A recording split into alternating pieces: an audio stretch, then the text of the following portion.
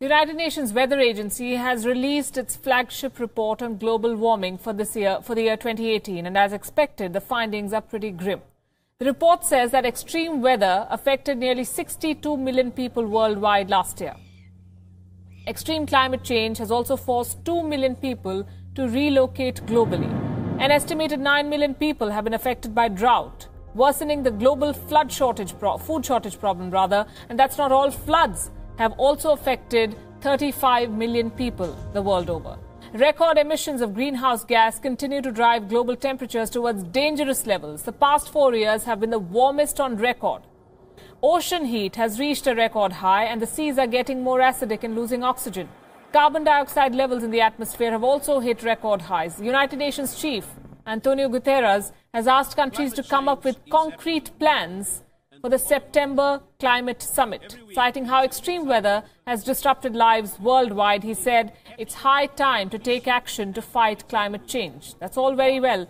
Global warming and climate change might have dominated discussions among people for a while now, but the subject has been a non-starter in the world of politics. Be it the developed countries of this world or the ones which are still developing, when it comes to elections, global warming is not a priority at all. No government is voted to power based on its plans to fight climate change. Our next report shows you why good climate policy makes bad politics. UN Chief Antonio Guterres has said that climate change is a security and health issue for the world.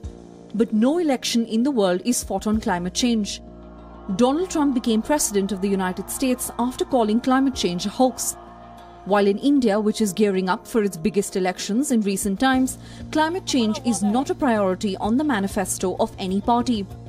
To put it simply, global warming just doesn't make for good politics, and that's because it's directly related to economics. Economies around the world are dependent on energy sources or manufacturing techniques that release greenhouse gases at almost every stage of production, transportation, storage, delivery and disposal. Carbon dioxide emitting fuels continue to be abundant and their prices consequently low. Advanced energy technologies that can realistically replace the role of fossil fuels have not kept pace with the rate of climate change. While some developed countries like France have been at the forefront of fighting global warming, their efforts to reduce global temperatures have produced subpar results. On the contrary, measures to contain climate change have resulted in a massive backlash. The French government's move to increase fuel taxes, hoping to reduce consumption, triggered off the Yellow Vest movement. US President Donald Trump took a jab at France's President Emmanuel Macron and the Paris Climate Agreement, claiming that the riots in the French capital were a sign that the climate deal wasn't working out so well for Paris. He tweeted, and I quote, "People do not want to pay large sums of money, much to third world countries, in order to maybe protect the environment." Meanwhile, developing countries including India do not have cost-effective access to advanced energy technologies. But countries like India are industrializing at a fast clip, and their energy needs are ever rising. For developing countries, climate change ends up being an impediment to their economic development. Some developing nations also blame the developed world for having created the global warming crisis in the first place. All said and done, climate change is yet to become a key factor to consider for the voting public.